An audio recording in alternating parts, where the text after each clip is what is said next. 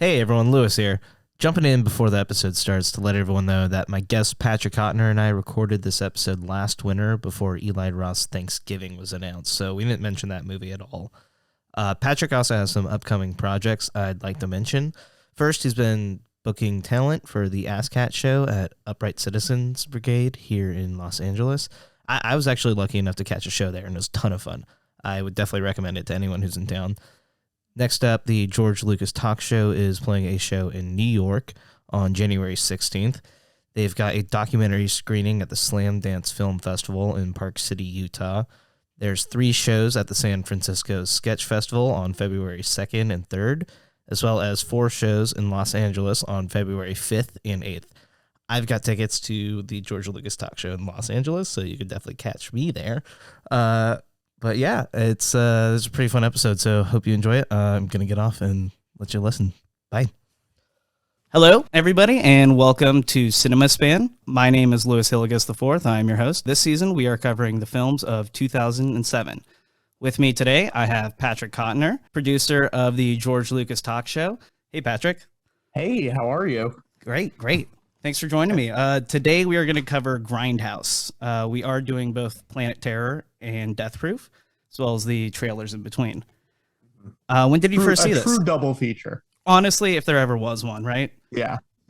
That's why when you said what the show was, I was like, well, I think there's only one option. And I was scared that someone else had taken it. And I was very happy that they had it. No, I'm very glad to have you on here as well. I actually hadn't seen Planet Terror. Yeah. Well, so I was like 11 in 2007. So sure. It's just That not makes sense. not exactly a time for me to see it. And my parents weren't exactly rushing to teach me that. That makes sense. My dad did show me Reservoir Dogs at least. And okay. He was like, oh, this is an actor's movie. That's how he introduced it, which I think Planet is kind of Terror funny. is a little gnarlier than Reservoir Dogs. Though. Definitely. Yeah. When did you first see it? I was trying to think. It must have been. It was not in theaters, obviously, because I think about 6 people saw it in theaters. Right. It was probably 2009, maybe on DVD, somewhere in that range. Yeah. I was definitely in high school, and I remember I wanted the one. The Grindhouse double, like the Grindhouse one where it came with both of them, but I couldn't find it near me, so I had to buy the separate ones, which I think were like extended cuts or something like that. Yeah, I believe there's a reel missing, quote unquote, in both of the films. In Planet Terror, it's written into it where in the middle of the sex scene, it all burns in and fades, and then in Death Proof, it's the lap dance scene. They cut that for the Grindhouse. The theater distribution and then the home one was the same, Which is kind of surprising. I mean, I don't know. It's a bummer. I wish they were, because I have the Blu-ray now, and I wish they were on the Blu-ray just because I'm used to those versions. Right. So yeah, I think it was probably 2009, somewhere around there. And I loved Planet Terror. It took a minute to get on board with Death Proof, but now I've fully come around and I'm all in on Death Proof. Yeah. I mean, I thought Planet Terror was like really there's a lot of these movies that are pastiches that just they don't do service on being their own good story. And I think this one winks so well throughout while still having its own grounded stakes. Yeah, I think it's really fun. I think it's really good. And like all the one-liners. I do want to warn everyone, a lot of this episode is me just going to be like, yeah, it's really good. I really like it. Really, like, that's about all I have to say about some of these two. It's just like, doesn't it roll? Like, can't we all just love movies? Yeah, no, I mean, even the one-liners, which, you would think are kind of cheesy in just about any other one of these films. I mean, I just think Bruce Willis, like half of his career is directed to video movies. And like this really probably blows out half of those. Yeah, and this is probably before a lot of that happens, right? Before he starts taking on those Serbian movies or Croatian movies or wherever he filmed most of those. I feel like this is like either immediately predating or like a couple of years predating all Was that. it definitely a prototype because he probably showed up for a week of filming, and If probably that. got paid Yeah. pretty well. And Yes. then, just left. And you know what? Good for him. I have no qualms with anyone doing that. I feel like it's if you're getting paid to do stuff like that, honestly, go for it. Absolutely. I mean, work is work at the end of the day. You know? Absolutely. Yeah. I have you ever seen any of those direct-to-video Bruce Willis films? I don't think so. I don't know. Listen, I'm gonna contradict myself. What I just said. I'm very happy that he is doing them, and I'm very happy that he is making the money. It's not my thing, really. You know what I mean? I used to, in high school, I had a group of friends, and we would watch like the quote unquote bad movies, you know, that kind of stuff. But the ones that I always gravitated towards were like the fun bad movies, or the movies. There's also a lot of movies that the other people in the group were like, "This is a bad movie," and then I watched it, and I'm like, no, Evil Dead's good. I don't know. Just because it's low, just because it's low budget doesn't mean it's bad. Right. You know what I mean? Or because you haven't seen another movie that hits this tone. Absolutely. You know? Yeah. I think, especially when you're a teenager, anything that is new is just like, rejection immediately. That's bad. Yeah. But stuff like the not letterbox, the red box movies or whatever, right? Doesn't hit that same entertainment value for me. Yeah, I agree. It's also I understand if people are making movies for you to sit on your phone during, because there is a market for that. Like for sure. Just every 8 minutes to have something to pull you up, I guess. Yeah. I do think it's interesting that one of these trailers, they have Nick Cage playing a Fu Manchu. That's what they call him. Just because maybe he was a bit earlier onto that same trend, but I wonder if like the types of actors they were trying to pull for these projects, if they were making these conscious choices. For sure, and even that is sort of like, I guess that's right around when he started doing the knowing and like all of the Drive Angry 3D, like that's like sort of right in that realm where you're like, oh yeah, this is a Nicolas Cage thing, like this is these are the Ghost Rider years and all that. Yeah, National Treasure for sure. Also, well, that's a good movie. I don't want to. It is good. I don't want to shit on National Treasure here. It's definitely top tier for the Disney like classics. Yeah, I was gonna say I actually thought Machete. I didn't realize Machete was a fake trailer. Yeah. For what then became the real Machete. Yeah. Have you seen Machete? Not at all. Oh, it's good. Yeah, I fell more onto the Shark Boy, Lava Girl, Spy Kid side of Rodriguez's career just because of my age. Well, that was the perfect age for you. Exactly. Yeah. But Machete, it was like such a good setup. I'm glad he went through to make this film as well. Machete, I mean, I haven't seen it in a while, so maybe it does not hold up. But from what I remember, Machete rules, Machete Kills does not rule. That's the way I remember. Got it. I do want them to make, because at the end of Machete, I mean, spoiler for the end of Machete Kills, they set up Machete Kills in Space as being the third one. and there's like a short, trailer for it. I feel it's like Justin Bieber in it or something. Like they're like naming all these like big people that are in it. Now I'm going to find out That's so good. Because it was, I have to put that title up there with like some of the greatest unmade movies, like Spaceballs 3, The Search for Spaceballs 2. Of course, you know, like where you're just like, what if? And listen, I did click on Machete Kills and I went down to the cast, and now it makes me want to rewatch it even less because it does say Elon Musk has a cameo as himself in the film. So now I'm like, I guess I'm never going to rewatch Machete Kills. Does he get like machete killed? Because then there's a reason, right? That's true. My gut says no. Yeah, I would think so. Like, he's like The Rock. He's like, you can't show me getting hurt or taken down. Like if I'm going to cameo. I also have to be as tall as everyone else in the scene. In the second one, Charlie Sheen is the president. Yeah, that's pretty inspired. Yeah. But he's credited as Carlos Estevez, which is his real name. Anyways, let's get away from Machete Kills.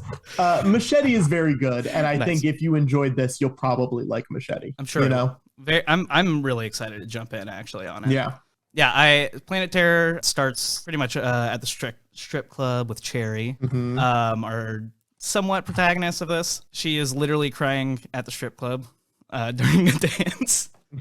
Yeah, I think what's killer, she's just walking home, and it's a military base 2 miles away. This movie's just thrown with just the circumstances to get everyone into the action. For sure. And there's so many people that they have to just make sure everyone is in the right spot at the right time, Yeah. Just whip panning left and right. When they get into the military base, the reveal of Bruce Willis actually does really work, I thought. For sure. That's a great scene. I've been rewatching a lot of Lost lately. Yes. And there are between these two movies, there are 3 people from Lost in it, which was very exciting to me. But Naveen Andrews, who plays Saeed on Lost, is really good in this movie. He cuts a man's balls off. Yeah, that's what I was gonna get to. They show him, and you think he is gonna be the actual big bad of this film. Yeah. He's got his special scissors, which are just absurd. But Bruce quickly flips that, and then he's literally got him by the balls. Says it, of course, because they have to milk every type of line you can with that. And I love when he's intimidating him. You can hear his boot; it's scrunching down on the balls more and more. It's really gross. It's really bad. When you watch this, there's a couple different ways you can watch this. Did you watch it? Where did you watch it, first of all? I watched it on Blu-ray, and I watched the Grindhouse double bill. It started with the Machete trailer, and then went in, it had the preview for coming attractions from the 70s, drive-ins, that type of stuff too. Did you watch it normally, or was it all choppy with the film grain on it and everything? Yeah, it had film grain. Is there a version without film grain? It must have just been on my DVDs, the separate ones, where you could watch it normal or with the grain, but the grain makes it so much better. I completely agree. Also, I watched Planet Terror. I had the audio track where it's an audience reaction audio track. I saw that, and I wanted to try it, but I was just for the first one, maybe not. I get it. Which is crazy, because I prefer to see it in a movie theater with an audience for that reason. I had never watched it with that, and then for this one, I was like, well, let's try something different, just because I've seen it before, so who cares? Right. And it was so fun. Yeah. It was they loved it. That's awesome. It was very fun. Every time a new person came on screen, it was yeah, which it got to the point where you're like, oh yeah, I forgot sometimes seeing movies with a crowd is not fun, where you're like, I don't even know who this guy is. Why are you cheering for this guy? Exactly. And sometimes you're like, does the audience even know? Are they just cheering because they heard other people cheering? And I mean, you get that sometimes at the repertory houses where people are laughing at things that aren't necessarily funny, but they're laughing to be like, oh, I got it. Yes. And that's always interesting to see too. Yeah. But yeah, I'm like, why doesn't every Marvel movie just why don't they go into the easiest setup? They go to the Chinese theater or something, and they record it on opening night and throw it on the Blu-ray. That's absolutely gotta be the cheapest thing to do. It seems great. It's a great idea. Yeah, and Avengers Endgame had that, at least, with all it kept going viral, that same footage, and then we put that audio to other things, Yeah. Listen, it was the thing that I would watch at 3 a.m. Peak pandemic and feel real sad about the state of the world. Oh, for sure. Because I was like, oh, this is never going to happen again. Right. Yeah. Yeah. I know, but we're here now. We're here. We're doing great. Nothing's changed and everything has. Uh-huh. Yeah, so Cherry gets over to the barbecue place. We're introduced to her ex-boyfriend, El Rey. He's smoking red apple cigarettes that are featured in just about all the Tarantino movies or related universe ones, which is fun. There are some details, I think, in Planet Terror and Death Proof, and they kind of seep into one another. Some characters that cross over. Exactly. Couple things. The nurse, with the needles, is in both, and it's kind of fun. I like that "What's up, Doc" line that Josh Brolin has, just for no other reason than Bugs Bunny. But Josh Brolin's real fun in this movie. He really is. Everyone seems like they're having a great time, and that's what I like about it. Everyone's just like, let's lean into this as hard as we can. Well, and I mean, look, Yeah. No. I just think he has a lot of the menace still too. For sure. Yeah. Which like Kurt Russell brings some menace, but I feel like he's just having more fun being an asshole than he is being like scary. But we get to the barbecue place. We're also introduced to Patrick's favorite, J.T. Haig, played by the great Jeff Fahey. So good. Frank Lapidus from Lost. A real king. They must have just been in between like seasons on Lost, and they were just like one casting director was like, I got like 5 or 6 dynamite actors for yes it's got to be something like that, but real great in this, real fun. Oh, he has a lot of fun. I love the bit later when the fake out, you think he's dead, and he's just holding like sausage links like where his guts would be. It's just classic dumb stuff, but it's a degree away from not working in this. He does also come back for Machete. He's in Machete. Oh yeah. Yeah. Does he play the titular Machete? He does not play the titular Machete. He plays the same guy he plays in the trailer, which is like the guy who hires Machete. I see. Yeah, all of the special effects with like these early patients in the hospital are really good. I mean, Rodriguez is building a lot of good tension too. Yeah. There's the blister, there's the fucked up tongue, and it's got insane effects on it. And when it just spurts out on Brolin's glasses, the audience reaction is everyone's like, oh, it's so fun. Yeah. I'm sure. But that's the spirit of these types of films, which I like, that they really were going for the gross out too. Yeah. And something interesting about 07, I think this is probably the last time they could have actually done this type of project on film, because it's so close to when the digital conversions happen for all the theaters. 3D with Avatar is another big push. But I mean, we could put the film grain on anything, but to actually have it playing on film reels in the theaters, it's kind of cool. Also so practical, like so much stuff is practical. There's obviously some CG stuff, but it's mostly like explosions or background stuff or whatever, but like all the special effects stuff is real, right? But then using like CGI where it makes sense, where it's like, okay, let's see the blisters like grow on someone's face, like in a way that we couldn't do with practical. For sure. Yeah, it's smart stuff. I mean, some of it looks, it's like pushing the boundaries of what looks good at that era of CGI, but Rodriguez is kind of doing that with all of his films anyways. And you know, it works for the intended effect at the end of the day, which is all that matters.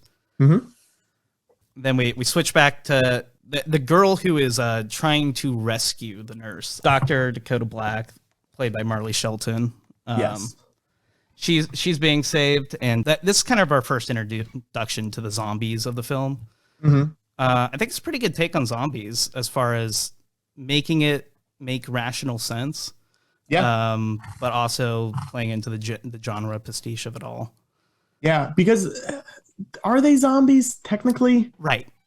They're not. They call them something. I can't remember what it is. I mean, they're eating brains out, right? Yeah. They are, but you know, they're different slightly. Yeah.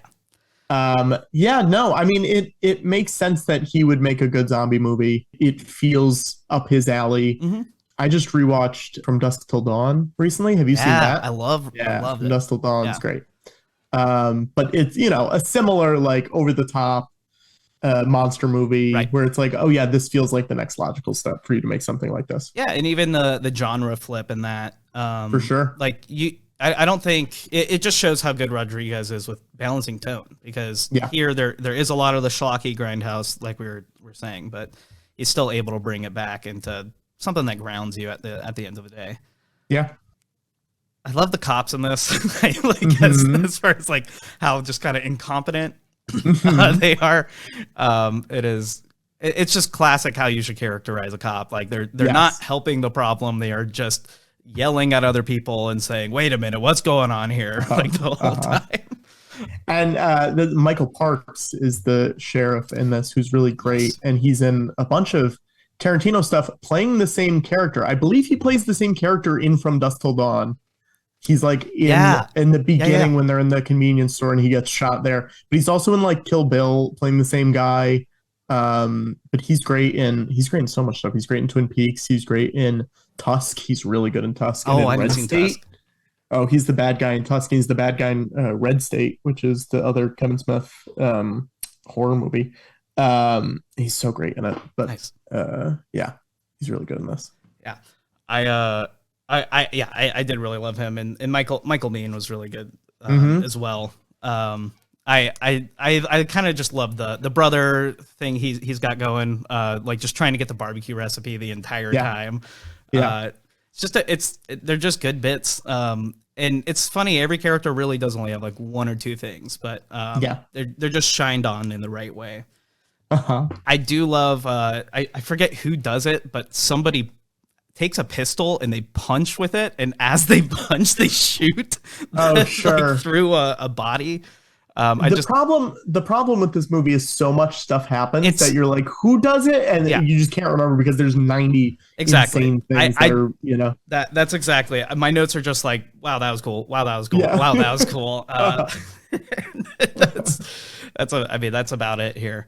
Yeah. So Josh Brolin, he finds out that his wife's trying to escape, and he injects her with all of the needles that have been set up. And when she leaves the hospital, she jumps through a window.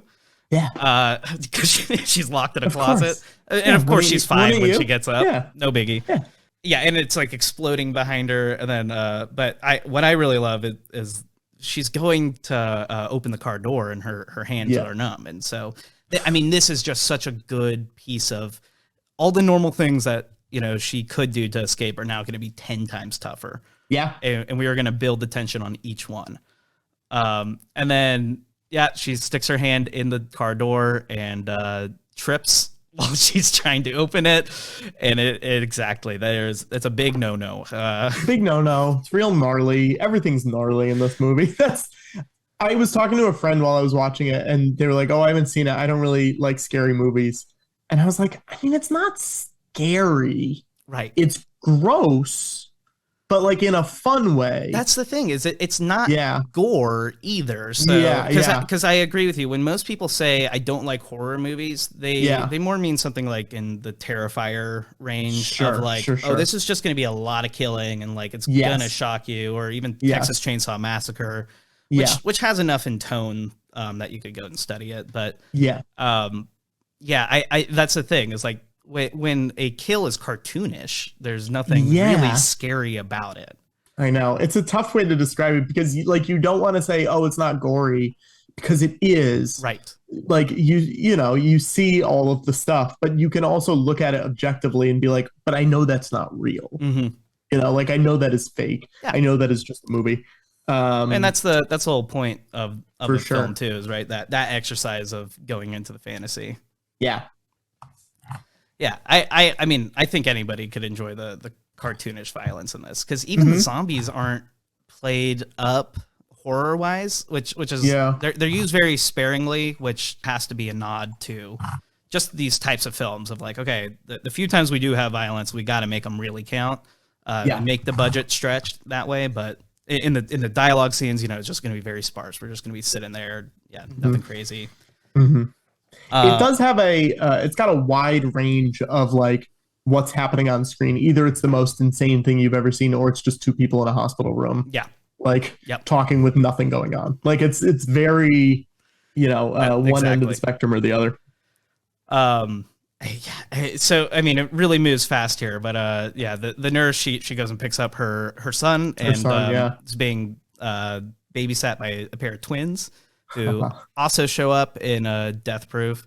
They're in the bar, I believe, and also show up in both Machete movies. In both Machete, this is insane. I feel like Machete was the third part of this that I just missed out on. I mean, it really is. I was literally just on their Wikipedia page. Yeah, and apparently they co-hosted something in 2015 called the CTV Sci-Fi Channel Space Awards with Danny Trejo. That's incredible. And this is fully 2 years after Machete Kills. Like, this is like way after that. They're still friends, you know? Still friends. Yep. Danny Trejo got a hosting gig, and he said, I know exactly who to call up. I want those crazy babysitter twins. Oh, that's so good.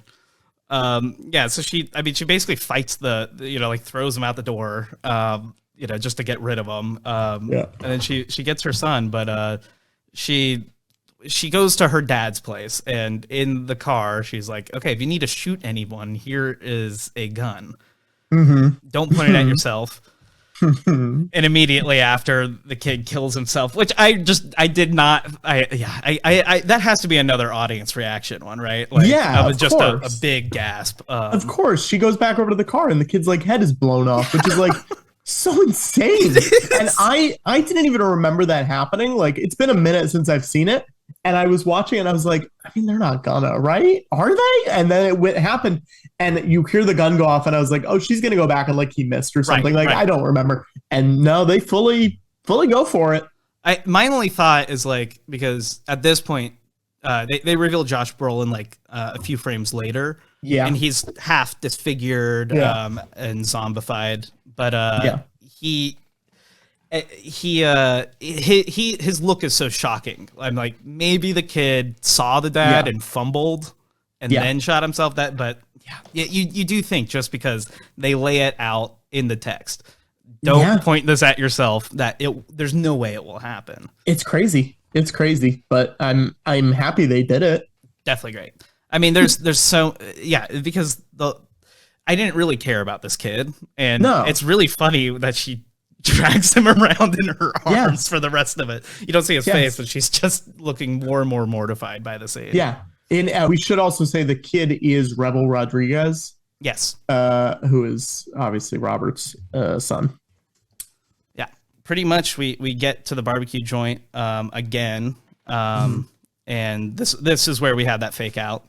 But we find out that Chef really isn't dead. Then we have the sex scene that goes on. It's preceded by a whole talk over this jacket. Ray and Cherry, basically Cherry is left with this jacket, and Ray left a engagement ring in it. It's actually a pretty decent reveal as far as like the dialogue is really sparse in this, and there's a Chekhov's gun loaded, at the beginning with all this, and it goes off here. The burn-in it works. I mean, honestly, I think you get enough of the sex scene. What I really like is the match cut, though, like that it goes from the film on fire to the house, the whole restaurant on fire. There is some nice thematic duality there. And it's even better that everybody just inexplicitly shows up. Like, we are in the third act now. Everyone is here. Like, we all have seen that jump in a film, but we forget that, like, it's a dumb, like, one or two scenes that connect those moments.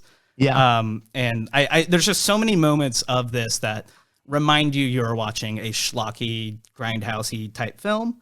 And really, that's just why these work so well. I'm looking at the Wikipedia page right now, and there is a section called alternative versions. Now we're going back a little bit, but we talked about Tony, the kid, for a while. So I feel like this is a valid thing to talk about. Rodriguez apparently shot an alternate version where Tony did not accidentally shoot himself and survives throughout the entire film. Oh, wow. And he says he only edited it to show the son so that the kid didn't freak out that he was dead. Do you think he would have done it if it wasn't for his kid? I don't know. I can't imagine, right? Yeah, I mean, children are not given that much grace usually in the industry, bizarre. Right? That is what insane. A wild. That's crazy. Yeah. Yeah, I don't know. Release that. I was gonna say release the kid is still alive cut. Yeah, release the Tony cut. So I mean, really, what I love about this third act, it feels just like Assault on Precinct 13. Like they're just all kind of covering these different angles. Endless waves are coming in at them. There's a line that I think the sheriff says, "If I knew you were El Rey, I wouldn't have given you such a hard time," which feels just like in Assault Precinct 13, because the convict in there's got a backstory. He's like, if we're about to die, I will tell you. my actual backstory and like who I am. Yeah. But it just never gets revealed, and it's a fun it's great thing on the shelf there. And it's just a brilliant thing to do with the cut here too. Because that beat of the movie would be here in a normal film. Now, Robert Rodriguez had his own TV channel for a little bit too. Do you remember this? No, I don't. He had his own TV channel, and it was called El Rey. Oh, yeah. Interesting. I don't know. I'm assuming it was named after this. It must be, right? Yeah, I think so. Although, yeah, I wonder what the years were on that too. It was pretty recent. They did a From Dusk Till Dawn TV show that lasted for like 5 seasons. Really? Yeah. Was it just set at the nightclub? Wait, is this still? Oh no, it closed December 2020, launched December 2013. Huh. Yeah. I don't know. Nice. Yeah, all right, that's it. That's some good context. There you go. You're welcome, everybody. Yeah, I mean, they fight zombies. The stuff's, also tons of really great shots in here. Yeah. There's a nice one I like. It's actually the zombies start running away, like as they're pushing on them very well, which I don't think you see a lot, just because most zombie movies are showing these are already dead people, but this might fit into the rationale that they are still humans thinking. But just whatever this disease is has brought them to the point of insanity. But yeah, I mean, it seems like, like Bruce obviously gets the pustules. Is that the word we're going to call it? Yeah. And Brolin and stuff, and they're still acting like themselves for a very long time. So I think it's sort of living by its own rules, which I think is probably the right way to do it, because then you're not bound by, the strict zombie guidelines that have been set up for the last 60 years or whatever. Definitely. And I think about the Tarantino scene too, where he's it's an attempt. What a scene! But he's attempting rape, and as he gets more boisterous, he just gets more unwieldy, more aggressive, more nasty. And I think all of that just plays into either the violence or the sex of it all. It is always interesting that seemingly most of the live action parts that he takes as an actor. Oh yeah. Where you're like, really? This is what you want to do?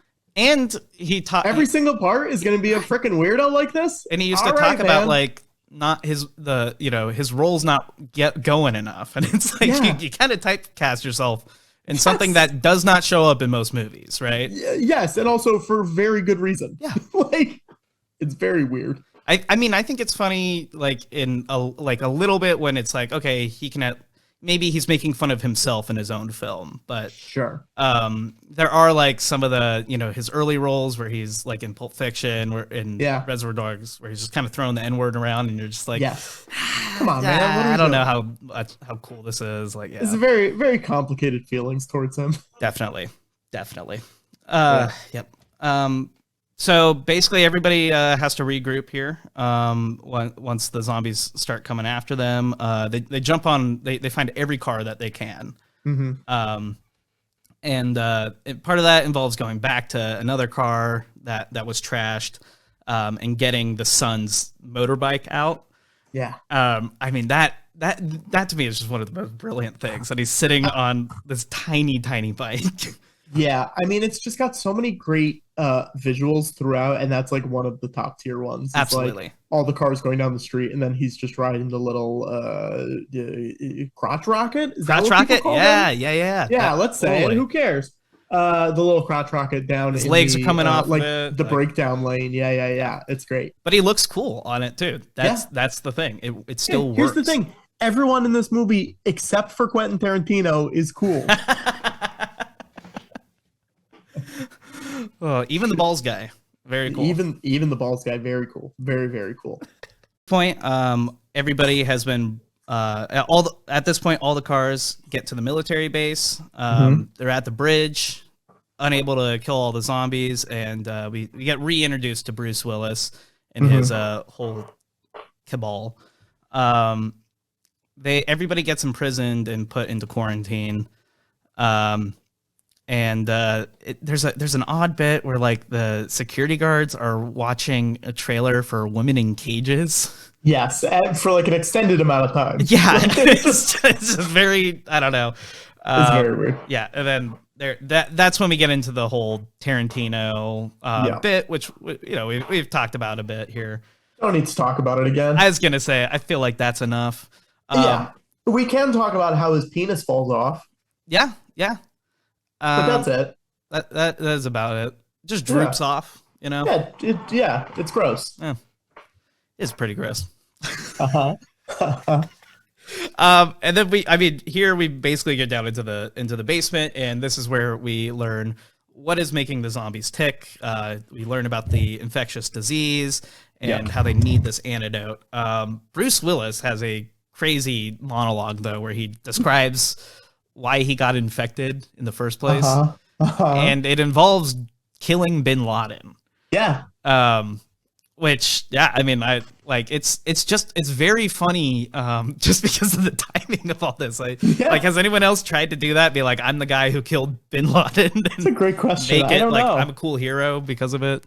Yeah, I don't know. Because famously, I think there were like 10 or 12, SEAL team guys, whatever it was, were all like each one of them said that they were the one that killed him, which is great. It is great. Very funny. I think it's very funny. I think so too. I mean, do you think that's here? Let's get off on this tangent for a second. Oh yeah. Do you think that was a choice that they made, that they said, "Hey, we're all going to do this," just so that no one can be like the one guy?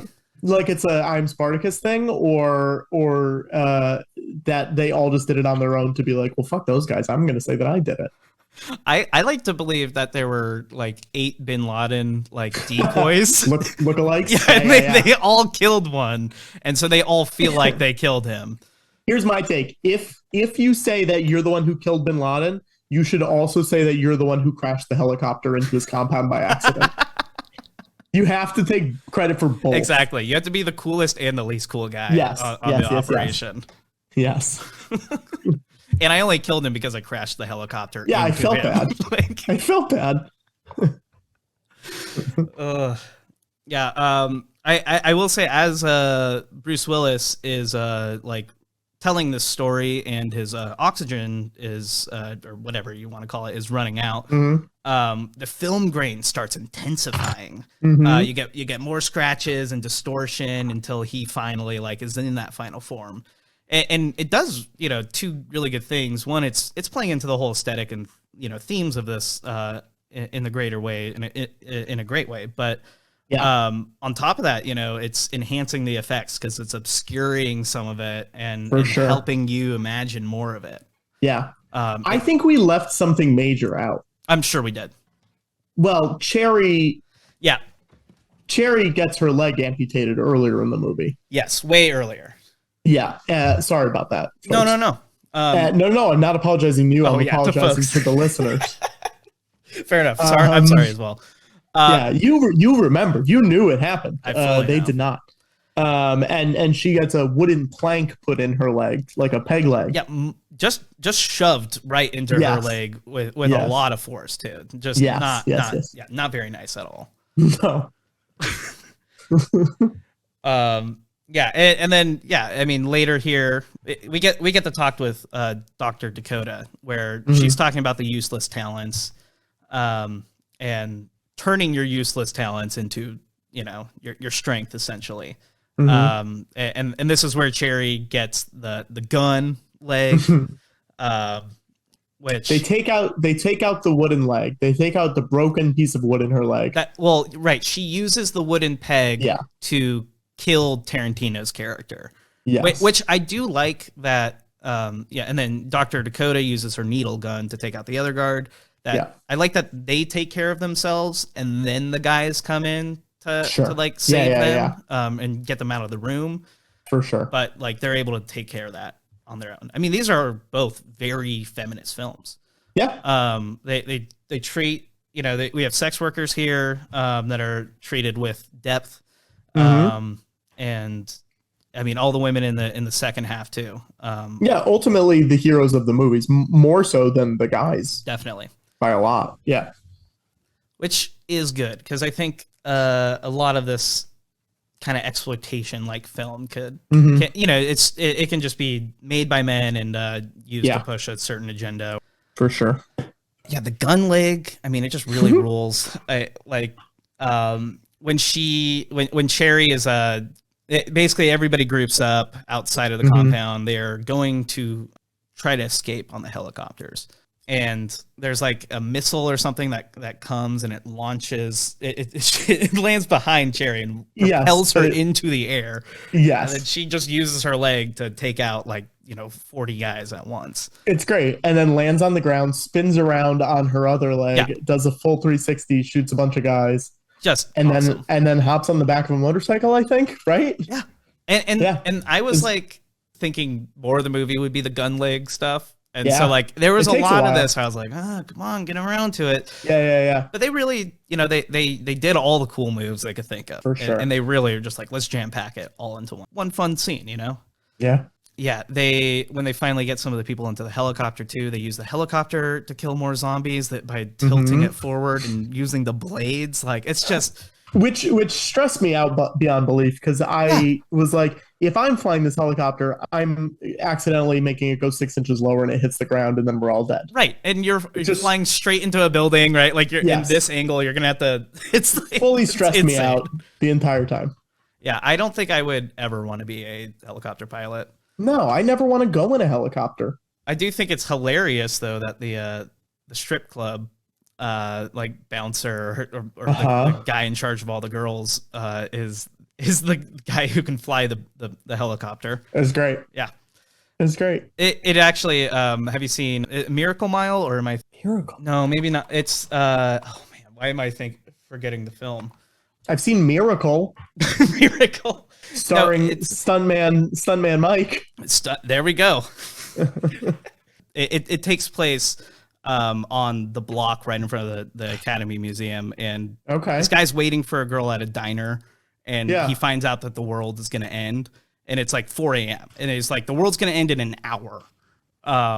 And so it plays out like 1 hour of real time. But at the end, they're looking for helicopter pilots. That is called Miracle Mile.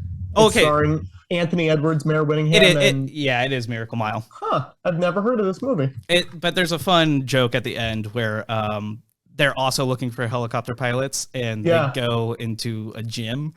And then they go like, does anybody know how to fly a helicopter? And it's like two like muscle, bodybuilding guys that are like, oh yeah, we do. They just walk out. Here's the crazy thing. Before Anthony Edwards was cast in that movie, production nearly began with Kurt Russell. Wow. We're back, baby. Here we go. Also, this script was almost part of the Twilight Zone movie. That I did not know. I didn't know it either. It's a pretty fun one. Has a nice little ending too. I would recommend it. Yeah. Oh yeah, this is like the diner that they go into is the diner from Lebowski. So like, you want a toe, I'll get you a toe diner. It's right next to the Academy Museum. Yep, it is. Huh. Now it's got a weird theming around it. It says like Bernie, like it's got like Bernie Sanders theming or something. Yeah. I was upset to find out it's not actually a 24/7 diner. Also, I think it's closed now. Closed now. I don't think it was open last year, but yeah, that's sad. Yeah. But yeah, I mean, this pretty much brings us to the end of Planet Terror. We have some more helicopter moves when we're killing the zombies. And then El Rey. You have a great moment where Naveen Andrews comes back and he's like, "Follow me. We're gonna go take care of this." And he walks out and immediately gets shot in the head and his head explodes. So good. And also like classic. Yeah, he's like, all we need is me to finish the cure. Yes. And that will save humanity. Yes. He's like, you don't understand. We're the cure. They need us. We need to go. He's a scientist who can like handle all of this stuff. And then he dies. And they're he's leading like, the charge too, right? Doing the dumbest thing. Where are we gonna get another scientist? And a biochemical. Yeah. Real good. No, Real that good that stuff. actually is a very funny beat. Yeah. Because then it's just like, all right, F it, we're gonna shoot our way out of this. Yeah. Yeah, and then you do get the very sweet moment at the end, where Dr. Dakota is just yelling back at Cherry, "Reach up," which is a callback to earlier, and it's just really nice because they end it there. I think there's something to be said about ending right at the climax of a film. I mean, they show a little bit of an epilogue. Yeah. But where they're like off in the desert and everything. Yeah, but they don't need to show them getting there. Yeah, you see all the buildings behind them destroyed, and they look like this is a deep cut for folks. They look like the alternate ending to Army of Darkness. Yeah. When Ash sleeps too long. Yeah, they're all just very clearly fake buildings, but like it looks great in that. Yeah, very Mad Max Thunderdome too, maybe for of an sure. ending. Like for sure. All right, we're existing in this apocalypse now. Now, in the Wikipedia, and I don't remember seeing this, it says in the post-credits scene, Tony, who's the kid who shoots himself in the car, is sitting on the beach at the survivor's base playing with his turtle, scorpion, and tarantula. Oh my God. I don't remember that. Okay, this sounds like another alternate edit. It's in the main Wikipedia plot. I did not realize there was because I watched I guess I watched through and just got to the trailers for the next segment in the Grindhouse double. So I don't know if they had edited out the end trailer there or the end credits. Huh. Yeah. Weird. I thought you were going to say that he showed up as like a zombie or something, like playing with it too. It's just him. Fully there. He's just fully there. Huh. Yeah, these trailers in the middle are pretty fun. We've got Werewolf Women of the SS by Rob Zombie. That's the first one, with the previously mentioned Nick Cage as Fu Manchu in that. That is one that I think would be a pretty fun movie to watch if they actually made it. Here's the thing. I think most of these would be. Yeah. I do think the Edgar Wright one. Yeah. It's fully encapsulated in what it is, Absolutely. right? Like, yeah. I don't think it just wouldn't have any of the comedy without the Will Arnett commentary on that going, don't open the door. Yeah. You also get the Eli Roth. Yes. The Thanksgiving. Yeah. I think the kills in Don't and Thanksgiving are really solid. Like Edgar Wright really nails that. I think he nails the Giallo style more than he even does in Last Night in Soho, which is just a bit more of a cleaner aesthetic, if you will. Yeah. And I kind of wish he had gone for more of the schlocky kills. And listen, I think a lot of people wish there were a lot of different things in that movie. Yeah. Well, a lot of craft, a lot of nice things to look at. But Thanksgiving is packed with all of the best one-liners, though. I mean, Thanksgiving almost got Grindhouse and NC-17. Really? Yeah. Which is crazy. It's very funny that it's like, I mean, because of 9 different things. Yeah, I was going to say. There's a cheerleader who is stripping, bouncing on a trampoline, and getting stabbed in her nether regions. Yes. There's a bunch of decapitations. Yeah, they do cover the when she would fall onto the knife on the trampoline. They cover the impact. But still. I think that must have been the one concession to get it. Yeah. Not be NC-17. Yeah, I mean, and then there's the naked body on the served as a turkey dinner. Like, they take the platter off and looks like it's been basted and like everything you do to I'm looking right now and it says apparently they sent it to the ratings board. They were going to give it an NC-17, and then they added all of the bad splices and the distress and the scratches and everything, and then they got it, brought it back down, which is crazy. It is interesting because sometimes all it takes is resubmitting. There have been a few stories where like somebody just took a frame out, or did like 0 frames out, and just resubmitted it, and I think Matt and Trey, like of South Park fame, had a lot of those scenarios where they just first name basis. Yeah. Oh, of course. Yeah. Of course. Now I don't know if you know this. There's another spinoff from this. From Thanksgiving or Grindhouse? From Grindhouse. What is it? It was mostly in Canada, but they showed another trailer for a movie called Hobo with a Shotgun. Yes. I know Hobo of with a this. Shotgun was also made into a feature. Yeah, I think people liked that though. Like, I think it's got a decent cult rep. Yeah, I haven't seen it. It's Rutger Hauer, right? I think is the lead. Yeah, yeah. Yeah, they should have made all of them into features. That's what my take. I mean, I think if this movie made more than $20 million, it probably would have. I agree. I mean, Thanksgiving is an interesting one because it's clearly supposed to be a Halloween riff, right? Like, for sure. Can you just make another Halloween or another holiday scary? Yeah. But that could be like a whole. I mean, there's so many Christmas exploitation absolutely films. Yeah. Like why not? Yeah. Yeah. I mean, it's also it was like Halloween and like Black Christmas a little bit too. Yes. But yeah, for sure. More. Well, we got Jason Reitman's Arbor Day. So.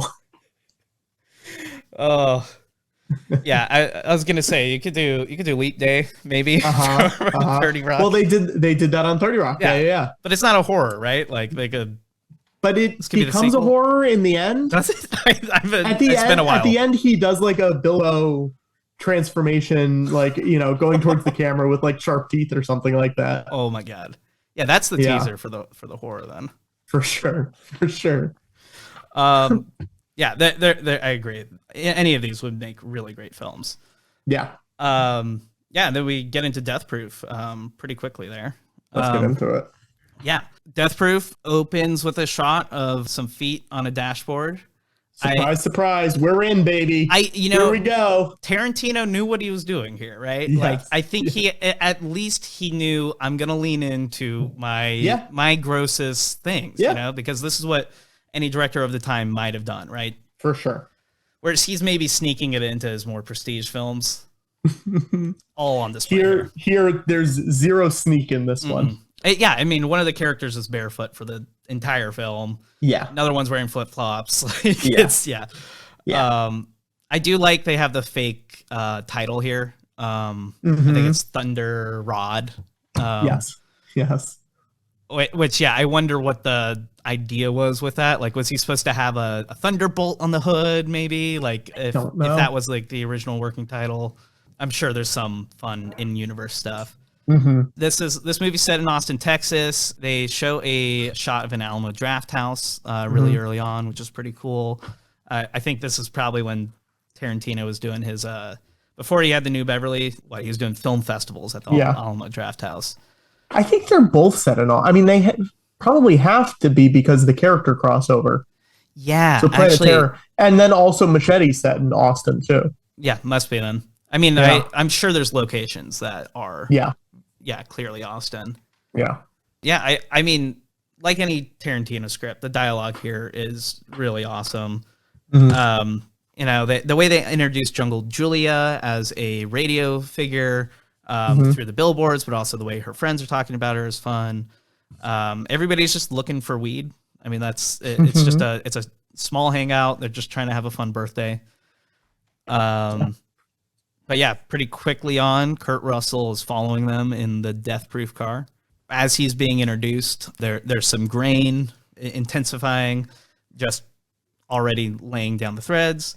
Yeah. And Butterfly learns about this lap dance story, essentially, that or this bet. So Jungle Julie has gone on radio and said, if you come and find my friend Butterfly here, buy her a drink and recite a poem, she's gonna have to give you a lap dance tonight. And just another one of these classic Chekhov guns. You know it's going to come off at some point. But it's introduced so subtly that it doesn't really feel like a big setup in that way. Sure. And we pretty much get right to the bar. Tarantino shows up as the bartender. He buys the girls like a round of green chartreuse. Eli Roth is drinking with the girls as well. I think this is just like where they slipped him in, He was still doing some acting at this point. Yeah. And this is right where we see Kurt Russell for the first time. He's bodying some nachos. And I do want to say, the people that Tarantino tried to cast before Kurt Russell. Yeah. I want to go through the list because it's a wild list. That's awesome. Let's start Sylvester Stallone. Makes sense. Yeah. Travolta. Sure. Yeah. Willem Dafoe. Ooh. John Malkovich. Mickey Rourke. Yeah. Ron Perlman. Bruce Willis. Now, who do you think this last one's going to be? Brad Pitt? I mean, you're so close. Cal Penn. You're so close. Cal Penn. Wow. And I guess Mickey Rourke was like really close. Like they like offered it to him, and he feels like he's got the grime for it. They were going back and forth. Like he had agreed to do it. The reps were like going through contract stuff, and they wanted so much more money. And Tarantino was like, "I don't have time to deal with your bullshit." Right. Like negotiation tactics. And he was just like, "I'm moving on. I'm sorry." Like that was it. Especially because this whole thing got funded as one film. Yeah. Yeah, he just didn't have that type of room. Man, that's rough. But I mean, most, with Once Upon a Time in Hollywood, like the story is everybody took pay cuts for that or took points. It's just what happens when you want to be in an auteur's film, right? Once Upon a Time in Hollywood, starring stuntman Mike's brother. Stuntman Bob. Stuntman Bob. The character's brother appears, which I was trying to figure out while I was watching. I was like, is his brother 50 years older than him? Right. Because if that's the 1970, say 1973, somewhere in that range, and he's like 15 years older than Kurt Russell is in this movie. Yeah. He's got to be like 50 years older. But I know, or is like Stuntman Bob, the guy who trained him, and he calls him his brother in the way that like Stuntman instead of the last name is the first name that they all share. So they're all family. You know? And he only trained him because he's like, you look exactly like me. I have to train you. I was wondering about like just what's the implication here with both of these guys, because I mean, I think it's a brilliant idea for this movie in general, just the evil stuntman, if you will. That the car is a perfect death trap. Like such a good way to just turn something that any cop would look at and be like, "Oh, you're a stuntman that looks normal," and turn it into this whole thing. Yeah, but the other side of it too is like, he had Once Upon a Time in Hollywood in his head for like such a long time. Did he know it was supposed to be revolving around a stunt man? That's a great question. And was he trying to do like a good side, bad side here thing too? Cliff Booth isn't exactly a great guy, because we have did he murder his wife as a lingering question? Yeah, because he could be as capable as Mike is of murder, right? It's a good movie. It's so good. I know. It's a good movie. Yeah. I was just sitting thinking about it, and then like, I should just watch that again. Yeah, it's a good movie. Maybe I'll watch that tonight. Right. But yeah, I mean, Kurt Russell, I think he just in this opening shot, they really they get the over the shoulder look of him with just the glint of the eye. They get, this is like really where they show the menace here, and then there's one other moment right before he's got the girl coming into his car, and he winks at the camera, or he doesn't even wink, he just looks, and he's like, like what's about to happen.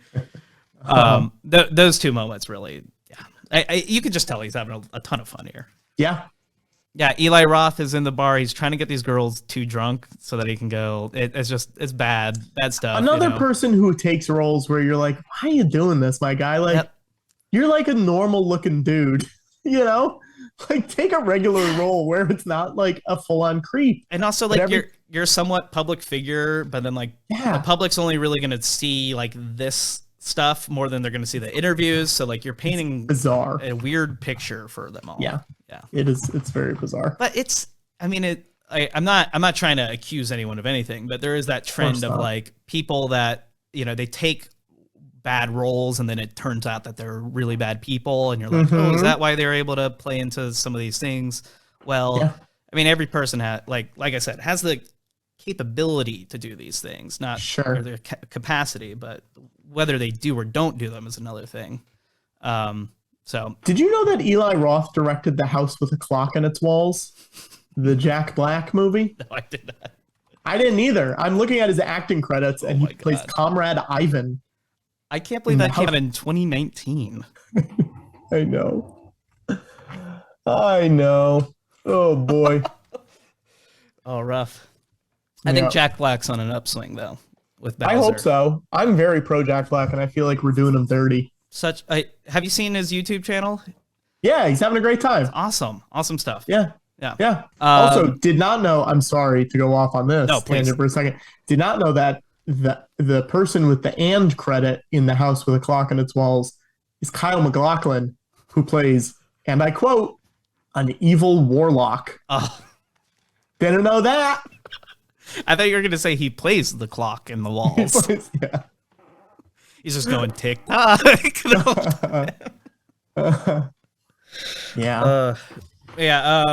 So Stuntman Mike kind of makes his introduction. I guess let's get back to this. I guess if we have to. But he plays stupid, like he doesn't know who Jungle Julie is. Yeah. And there's just great framing of the billboard, not fully visible but obscured in the background. Mm-hmm. Yeah, he has the fake sneeze, which is like such an interesting beat. Like, is he playing it for real? Is this part of the act as this character? He's so good in it. There's one scene in particular, it comes in later, but where I was like, oh, this may be like the best he's been in a movie. Yeah. Like, he's having so much fun. Oh, truly. I'll say what that thing is later, but it's one line reading where I'm just like, you're having a great fucking time right now. He's so good. I think I agree, because most of the best Kurt Russell performances are the ones where he's having fun. Miracle. I Sky High. Sky High, really though. I was thinking of Big China, because he at least knows he's like playing the buffoon in this one. And like obviously he's really great in The Thing, but like, isn't it just that much better when he's got a little, like, he's got that huge mustache in Hateful Eight, and you can just tell he's loving embodying that thing. Yeah.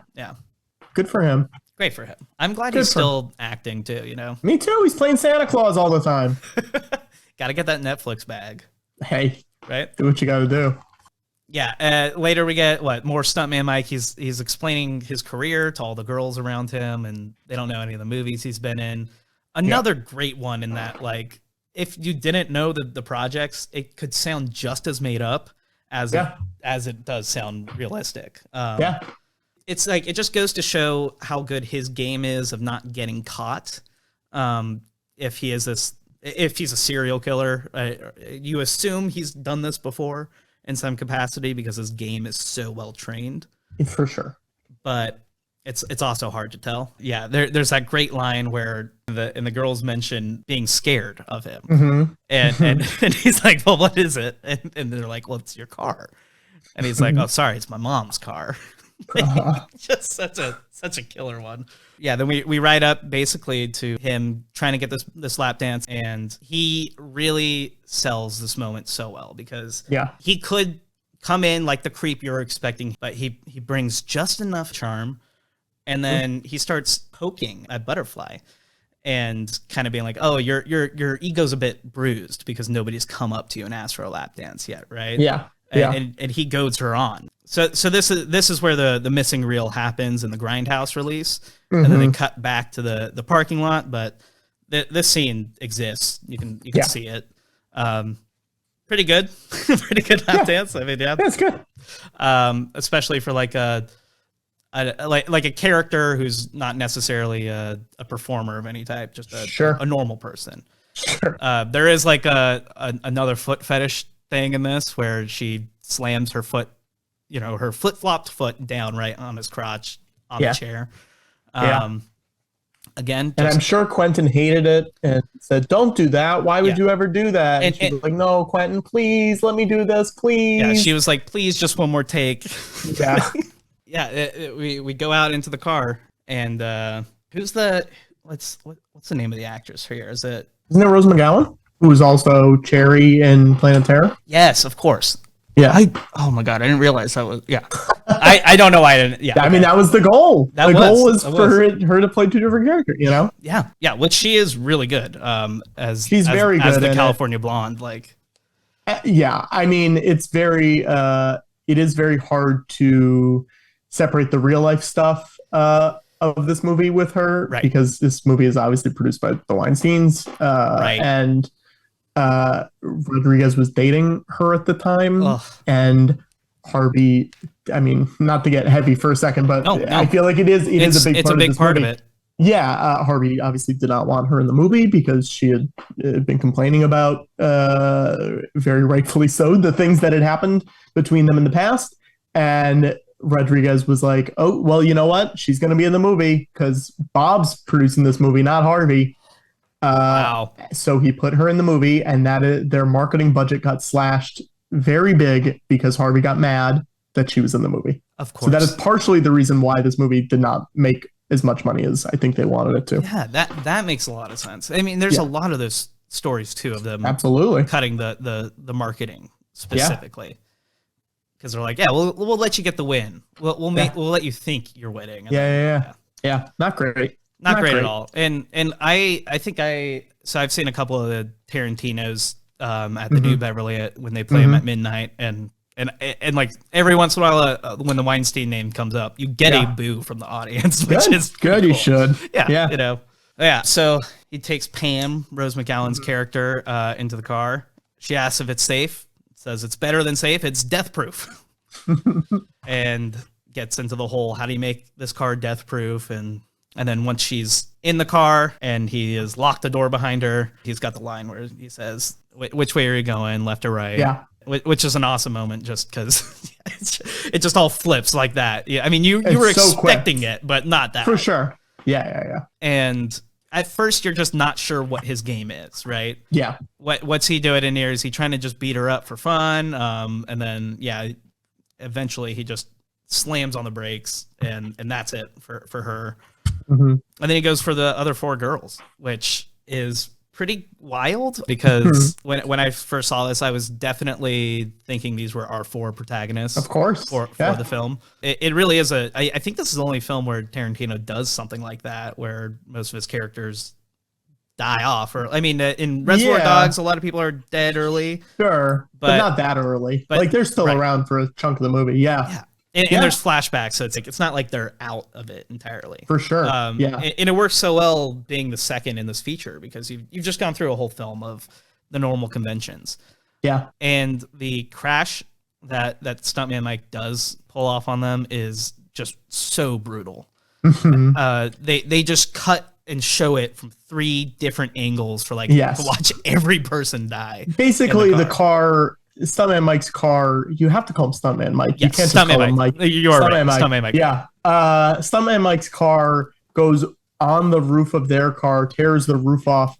One of the girls has like her legs up on the dashboard. Both of the legs pop off, basically. Someone else's face gets caught underneath one of the tires and their face gets ripped off. What else? I feel like there's one other thing that maybe someone's head just fully comes off. Yeah. It's just goes straight through. It's real gnarly. It's brutal, but I can't even imagine how many cars they had to crash to shoot that. Yeah, I mean, that is really one of the really impressive things in this is just how many practical car chases, crashes, everything that they had in this, just because you feel like that doesn't happen on such a big scale anymore. And that's obviously the point of this movie is like, let's get back to the 70s doing the, Smokey and the Bandit, Blues Brothers, all the like big car crash movies.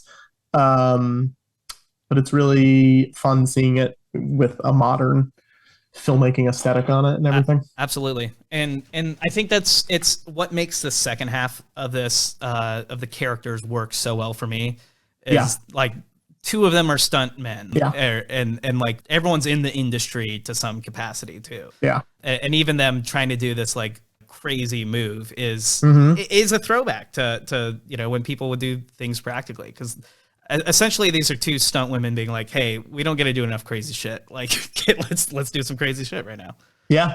I was gonna say the car as the slasher's dick essentially in this film works so well, because in your traditional slasher movie the knife is the metaphor for it. And they the cops lay it right out in the middle here when you get to the hospital scene. In a kind of Norman Bates way of like, oh, he must get off on this. But it really is just a brilliant invention. I don't think I've seen anyone else try to do this in that way. I mean, taking out 4 people all at once, it's like 4 climaxes. Like it's just for sure. it's a really messed up way of thinking, but it goes to show where Tarantino's brain, seeing all these films, has kind of treated him well to make. He's very clearly influenced by that genre of films, and has very clearly seen every single one ever made. Right. Well, and like in a sense, like in comedy, we talk about heightening all the time. Yeah. And like what he's done here is he's just tried to heighten that same idea. Yeah, it's a good movie. It's so good. People don't talk about this one. No, when they talk about Tarantino movies, I feel like this is always either left out or like so far down the list, and that's never been. I've never understood that because I think it's really fun and really different and really wild. I agree. I think it's my like number 7. I think out of like all of his, which is still right in the middle. But I agree. Most people it's either really love or really hate. Yeah. What's your favorite Tarantino? Ooh, that's a good question. I think it's probably. I mean, man, I really liked Once Upon a Time in Hollywood. Yeah, that's my favorite too. I really liked it. I think that's probably it. It's just so mature for him. And like he doesn't lean into all the things you think he would, which is really why it works. I also really like Jackie Brown. I love Jackie Brown. Yeah. Yeah, I really like it. I think bottom is Hateful Eight. Okay. That's certainly low for me. Let's see if I can do this right. Here we go. You ready? Yes. I think my ranking is, and this is just purely me looking at this list right now. Hell yeah. Once Upon a Time in Hollywood, Jackie Brown, Kill Bill, Reservoir Dogs, or Kill Bill Volume 1, Reservoir Dogs, Pulp Fiction, Kill Bill Volume 2, Pulp Fiction, Inglourious Bastards. I don't really know where to put Hateful Eight. I don't think and Death Proof's in there too. What a mess. I know. It's not easy because it's not easy. Yeah. I think with anyone who has like when their consistency is really good. Yeah. You're really. I basically like them all except for Hateful Eight. Right. Yeah. So I tend to agree. Hateful Eight I think is all right, but it just doesn't hit the heights I think I need it to. It just feels like it needs another turn in it for sure for something else to happen. Yeah, I mean, Once Upon a Time in Hollywood, I was hesitant to put it up there, but after rewatching it, I was like, yeah, no, this is definitely up. Yeah, we should probably talk about these the girls in the second half. I mean, Rosario Dawson, really awesome here. I think she's supposed to be a makeup artist, is what her role on the set is. Everyone's favorite Lost character, Regina Zoe Bell. Mm-hmm. Who's in 4 episodes of season 4 of Lost, playing herself. Okay. Yeah. She's playing herself in this. Just playing herself? No, in this, she's playing herself. Oh, yeah. No, you're right. I didn't realize she has the same name, too, in it. No, in Lost, she's playing Regina, who's on the boat that comes to the island. Okay, I'm very confused. And then she jumps off the boat and kills herself. Got it. So this is all in the same dream. Oh boy. Of Lost. Oh boy. No? Oh boy. Who else we got? We got Rosario, we got Zoe. Yes. We got who else? Tracy Thomas. Tracy Toms. And then Mary Elizabeth Winstead, of course. Oh yeah, of course. The great Mary Elizabeth Winstead. They're all great. They're all great in it. No, they're really good. And I think what surprises me is like how quickly on board you get with this new group of girls. Yeah. It's all done really well. I also didn't realize this movie, unofficial Sky High reunion, Mary Elizabeth Winstead, Kurt Russell. Yes. Yeah. Look at that. Only 2 years later. It's actually insane because he seems so much younger. They both seem so much younger. In Sky High. Yeah. Yeah. 100%. No, Mary Elizabeth Winstead's great. Yeah. She's really only in like 2 or 3 scenes here. Yeah. In the car, they're talking about her boyfriend that her name's Lee, and they have this funny song about this guy Lee likes to watch you pee, like sitting on your toilet seat. Like it's really. I mean, it's the type of thing that I think is a degree away from not working, but like Tarantino just pulls it off here. Yeah. There's also some good set dressing here where they just start talking about Zoe Zoe and her like agility as a stunt woman. How, she almost fell into this pit that if anyone else fell into it would have died. Yeah. But it was Zoe. It was Zoe. But she was also dumb enough to fall into it in the first place. And if people listening don't know who Zoe Bell is, she's like a real stunt woman. Like she was Cate Blanchett's stunt double on Ragnarok. Like she was she's in Once Upon a Time in Hollywood, but she's also like the stunt coordinator in it. She's in a ton. I think wasn't she Uma Thurman's stunt double in the Kill Bill movies? Yeah. She's like been around forever.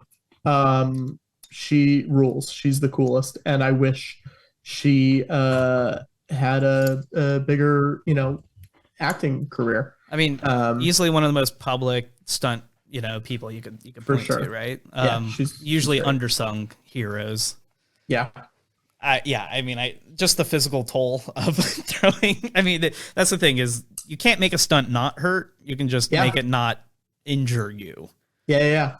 Tarantino, when he hired her, he was like, "It'll be great. You're going to be acting. We'll get you your own stunt woman, so you don't have to worry about it." And she goes, "No, what are you talking about?" She's like, "I'm not going to do this movie if I'm not doing the stunts." Right. She said, "I will do the stunts if you hire someone else, but I am not going to play the main part and not do the stunts." She would lose all cred, right? Absolutely, yeah. And also, so many of those stunts that she does, like when she's on the roof of that car.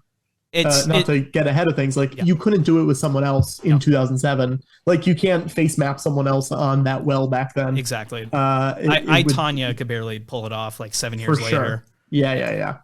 Was it only 7 years later? That's light. That's light. It might be. I was gonna say that feels like 10. Those two movies feel so far apart. Yeah. Even though they're not really, I guess. No, but truly, I mean, that's part of the whole like culture switch is like, you could say this is Tarantino's last modern day set film, even though it is such a throwback in every other style. Everything he does past this is a period piece.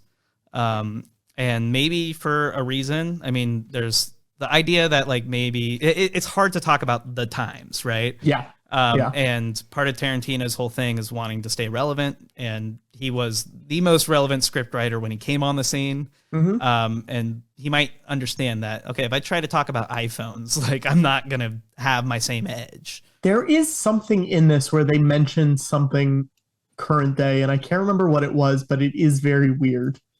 It's not like an iPod, but it's something like that, where they mention something of 2007, and it just feels weird because this movie feels like it should be 1976 or whatever, Right. Well, there's the Jungle Julie is texting at the beginning. Oh yeah. And she types in the text and then she selects who it's going to, and it's all on a flip phone, Yeah. And she's even typing in the number like for one of them. Really and funny. It's like, it was something when Rose McGowan's about to get in the car and they're like outside looking at the car. I can't remember what it was. Right.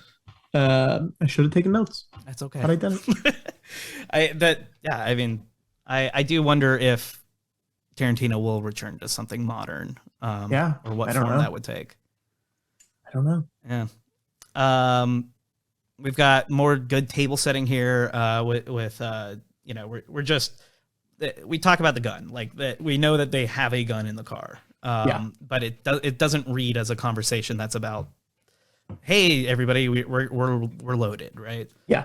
And even with Zoe, like they explain, she's coming in from New Zealand, which is like a nice thing because she is playing herself, wanting to let most audience members who would assume she's Australian know that she is New Zealand, or Kiwi rather. But it's just there's just good stuff early on, but and then they very quickly get to the car. And they're trying to convince this guy to let them take out this white GT, essentially, without him. And so much of it is just the talking around this stunt of what we are going to try to do is so crazy. And I think it's just a fun diversion because you're not even thinking about Kurt Russell. You're not even thinking about the way he might tie into all these events. But the moment they take off in the car, he's there waiting with the binoculars, straddling the hood of the car with the emblem, right there at his crotch. The guy that they get the white car from. They like go to his house to pick it up. I was like looking at him and I'm like, why do I recognize this guy? And it's this guy, Jonathan Loughran, who is in all the Sandler movies. Okay. He's in 40 Adam Sandler things. This is insane. He was his assistant. Yeah. But I was like, why do I know this guy? Yeah. That's really funny. Wow. What a weird. This is like his one non-Sandler thing. I'm like, I remember his face because there's a shot of him with like a fake eye in it. I don't think that's a fake eye. I believe that's his real eye. Oh, that's his real eye. Okay. Or he can do that. I don't know if it's his real eye, but I think he can do it. I think that's one of these films where they focus on that and they use it as a joke, like his eye is here and it goes off or something. Yeah. That's crazy. I didn't even put that together. So weird. I mean, that's what's awesome though. I think I just love that guy has a full life and career. For sure. But at the same time, I wish my brain wasn't broken and that I didn't realize that it was him. You know what I mean? Yeah, exactly. You're thinking about too much of the mechanics here. Absolutely. Yeah. Literally, because I think he was a mechanic. Oh, really? In the movie? Well, in the movie, they don't get the car from. Yeah, he's got the mechanic suit. Looks a little greasy. Yeah, there's the bit where they leave Mary Elizabeth Winstead's character with him as collateral, which it's probably better that that's the end of it. That's all we ever see. But just because of the schlocky Grindhouse implications, you're just like, okay, I think we got enough. Fill in the blanks for yourself, viewer at home. The car chase is, I mean, really, it's the coolest thing in here. It just is so good. It's the reason for the movie. Yeah. That's why the movie exists. Absolutely. And I had heard or read that they really tried to record this at a fast speed that they don't usually do car chases this fast, but they were really pushing the agenda, going up to 70, 80 miles for some of these shots. Yeah. But you feel it for sure. In there. And they're smart by setting it in the country, so there's nothing else around it moving. Mm-hmm. So you can at least isolate elements how you need to. I mean it's hard to even talk about just because it just builds in tension. It's a very cool car chase. Yeah. But you do think Zoe's going to fall off a couple times. You really see her hanging on in the different dents of the hood, which is cool. Yeah. When Kurt Russell Stuntman Mike rather runs him off the road and Zoe goes flying. And so I think in this moment, he's assumed that she's probably dead. But the story we have of her agility is why she's able to survive. But that's when he gets out of the car and he goes, "Well, ladies, that's been fun." and he's like, "But I gotta go." And that's great. I mean, it does sound like he just blew a load. That is the part when I'm like, oh, this is the best he's ever been. Yeah. Seriously. Well, adios. And then they shoot at him and it's fuck! It's so funny. It immediately shrivels into the very, biggest very baby. funny. That was the moment where I was like, oh, I love him in this. He's so good in this.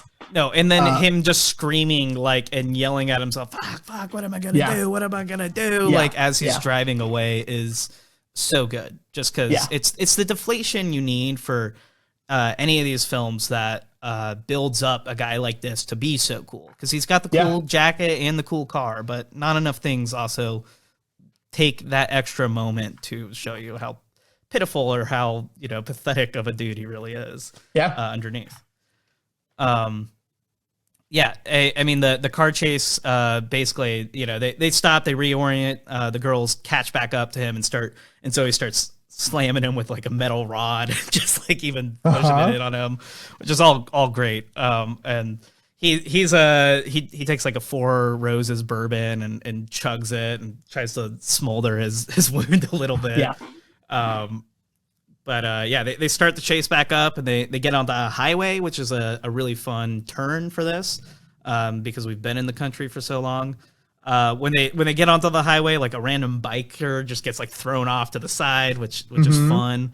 And then the girls drive him off the road, and he's like, I'm sorry, I was just playing around. Which is just so good. But and then the girls go to like pull him out of the car forcefully, and he goes, "Careful, my arm's broken." It's great. It's great. Just so good. And they beat the shit out of him. It feels more cathartic than the ending of Once Upon a Time in Hollywood. For sure. Yeah. Just because, there really has been a buildup of violence in this whole thing and rage. And again, that is it. They cut right there, and we are done. For a second, and then we go back and show the death blow. Yes. Yeah. Rosario Dawson's insane leg kick that just bashes his face straight in. It's fun. It's fun stuff. Yeah, it's real fun. Listen, and that's if you want to believe the version you're watching. If you're reading the Wikipedia summary, it's completely different. Right. Oh, fair. I mean, yeah. Something we discovered, spoiler alert, we took a little break because we had to reset the Zoom room. I'm going to talk about this because I want this to be on the record. Please do. The Death Proof Wikipedia page, the plot is all funky, and they switched the times when the girls show up. Like the second group of girls show up first, and then the first group of girls are there, and then the ending is completely different. And he doesn't die. He kills the girls, and then this says, and I can't believe this happens, but maybe it does in the extended cut, and I just don't remember. The camera goes to the passenger's view of Stuntman Mike's, who looks right into the camera, smiles, and mutters, "Welcome to the Grindhouse." And the final shot is him driving off into the sunset. I have been trying to look online to see if this is anywhere, like if this is part of it, and I cannot find it anywhere. So I can't tell if someone is just screwing with the Wikipedia page. But I thought that Wikipedia at this point was like pretty good, pretty sourced and stuff. I don't know. I mean, there could be a fan edit, that we're not saying, where they put in new footage of him saying "Welcome to the Grindhouse." They flip both sides, and then maybe it's like some deep fake technology just for that one line. What a wild fan edit. Good for them. Or maybe there's an audio clipping of Kurt Russell saying "Welcome to the Grindhouse" thing. Yeah, I was thinking maybe like that Santa Claus movie he did or something. Oh, maybe he says it. Yeah. Oh, maybe you're right. It's definitely in Santa Claus Christmas Chronicles 2, I think. Yeah, it's probably when he says it. Oh, welcome to the Grindhouse. Yeah. And then I think in Silkwood he turns and looks to the passenger seat in the car, so they just put them together. Or maybe it was from his uncredited work as himself in Jiminy Glick and La La Wood. Maybe it was in that. Absolutely. I'm sure there's enough archival footage to do the LucasArts stuff with him. Well, Patrick, thank you so much for joining me today. Thank you for having me. This was really awesome. People can find you on social media at Patrick Cotnor, right? At Patrick Cotnor on Twitter, at Cotnor on Instagram. Who knows how long Twitter's still going to be here, So let's hit up both of them while we're at it. You can also watch George Lucas Talk Show, which is it's all on YouTube. I produce and co-host a show where Connor Ratliff plays George Lucas and Griffin Newman plays his sidekick Watto.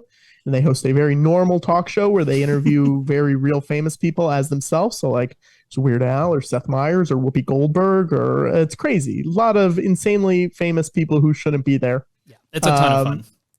Yes, thank you. Awesome. Well, thanks so much. This has been CinemaSpan. Bye. Thanks for listening to CinemaSpan. You can follow us on all social media platforms. Be sure to check out some of our other films from 2007 we've covered. If you like the show, consider sharing it with a friend. Thanks for listening.